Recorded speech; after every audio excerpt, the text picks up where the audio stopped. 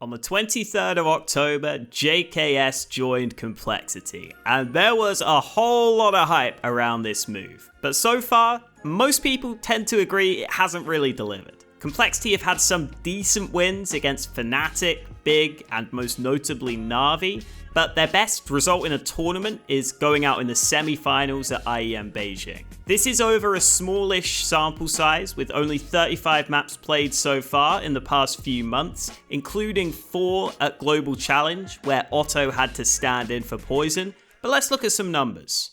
I decided to compare old Complexity with new Complexity using what I think is a fairly similar set of games and a fairly similar length of time. And the first thing that's obvious is the only player who has a better rating now than he did, say, 6 months ago is Config. He's the only one that's improved. Rush's stats have stayed at a similar level, which is fine based on what you're expecting from him.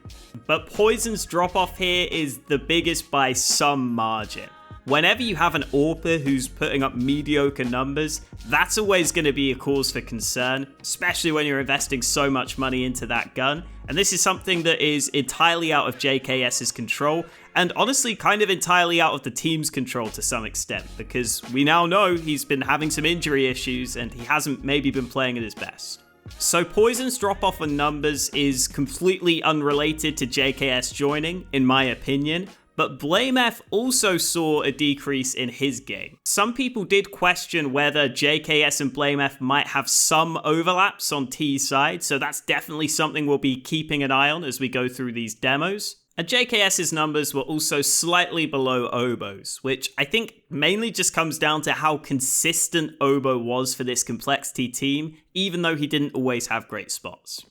Let's start by focusing on the CT side, where I think JKS had far fewer problems and actually seemed to slot in fairly well to this Complexity squad. On Inferno, he would play Banana with BlameF, and here on this round with the P250, he does great work getting this first kill, and then there's nice coordination on this flash from Rush to set up JKS to have a good chance in these fights, and he makes the most of it with his great aim. Generally, you could definitely feel that BlameF was the one leading things on this B side of the map, but there were rounds where JKS took initiative too, like this one where he had the best spawn for Banana, he's able to get aggressive early, get all the way up close, and then because he's so close so early in the round, he can hear these pins being pulled, and that means this is always going to be a mow down. Good teamwork between BlameF and JKS to completely shut this round out. Or how about this round, where BlameF is the man to take the initiative early and give his team the man advantage, but JKS plays off his teammate really well. As soon as he hears these pins being pulled, he's ready with the counter molly to be able to isolate this first fight.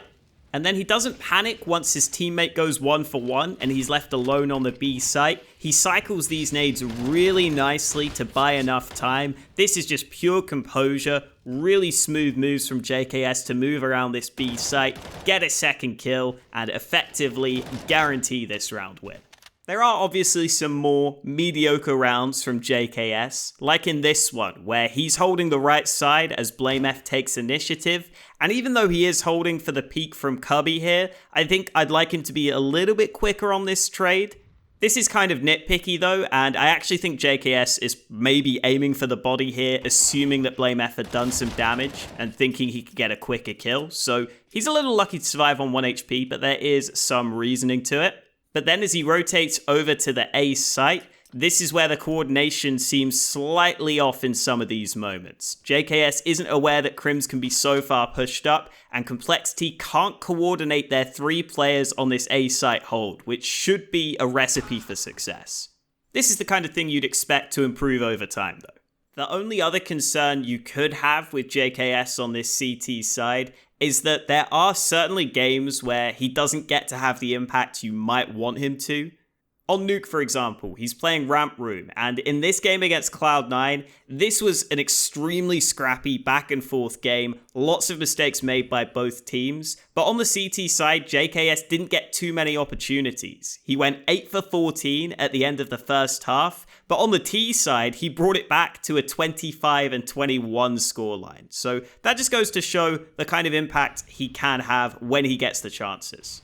He likes playing committed to ramp fairly often, and in this round, once he hears the steps, I love how JKS just tucks into this corner, buying time for Poison's rotate, and making it so that he can get 2 kills from this position. This is really well done to get 2 kills and give his teammates the best chance to get frags. And in the other rounds where JKS did get action, they would quite often be like this round, where his fast rotation down to B is nice. I like the off angle, he gets 1 kill, and then just gets traded out by a nice shot and can't have much more impact than this.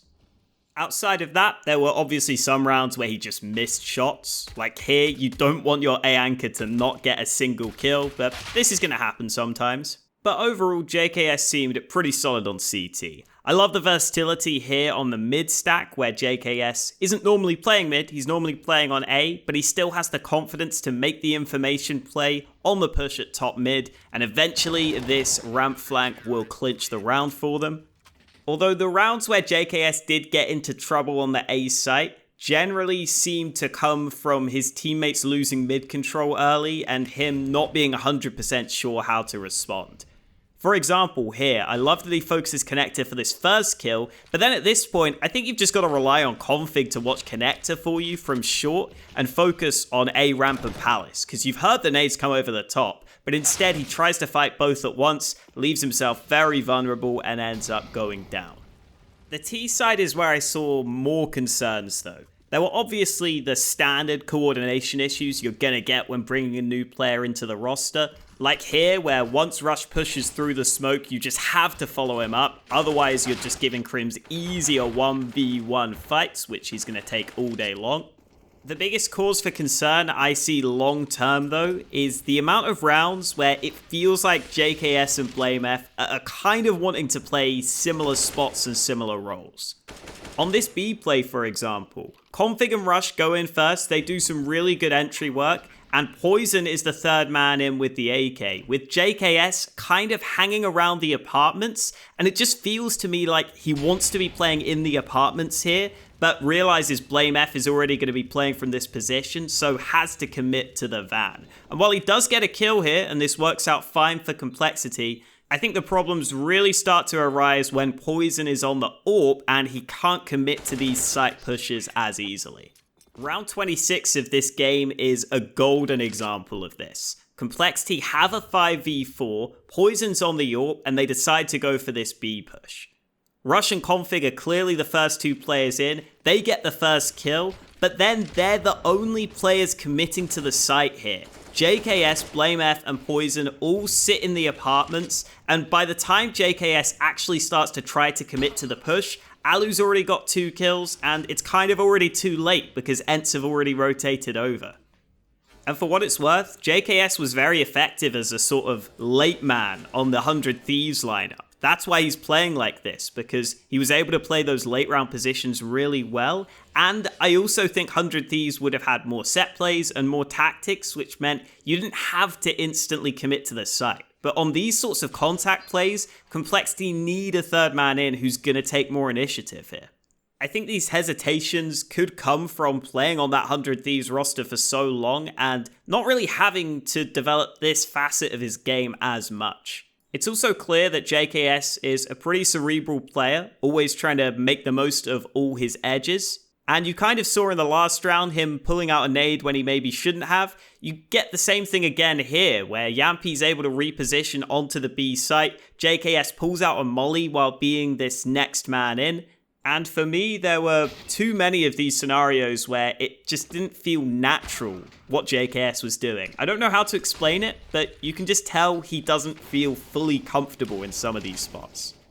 I would be remiss to mention the times where it was effective. In this round, BlameF and JKS, again, are both kind of sitting back while the push happens. They get left in a 2v4, and they end up turning this around with some really solid patience, just waiting for Ents to make the mistakes and give them the 1v1 fights.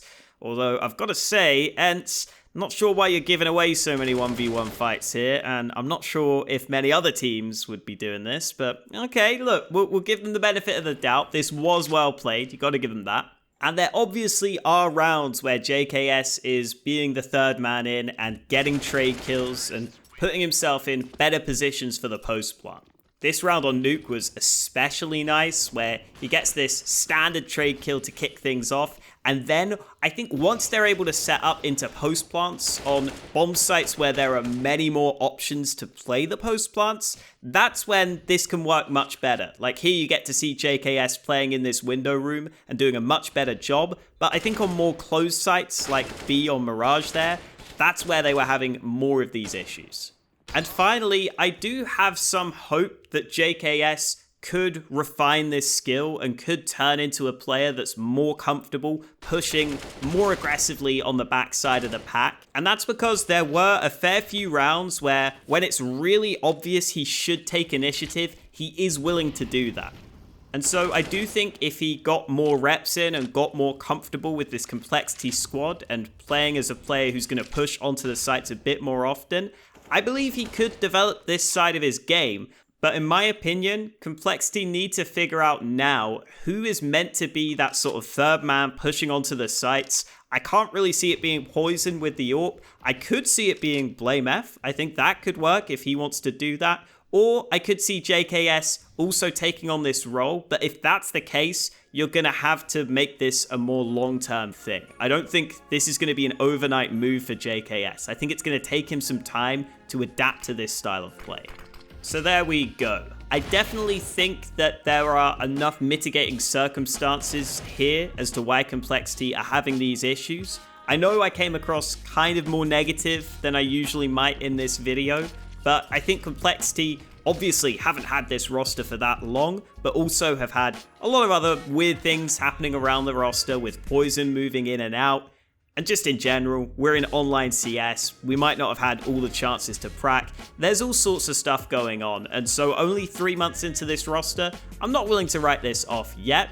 Anyway, thank you guys for watching this longer than usual video. Hope you guys enjoyed. Thank you for watching. I've said that twice now, but I'm leaving it in because I don't care.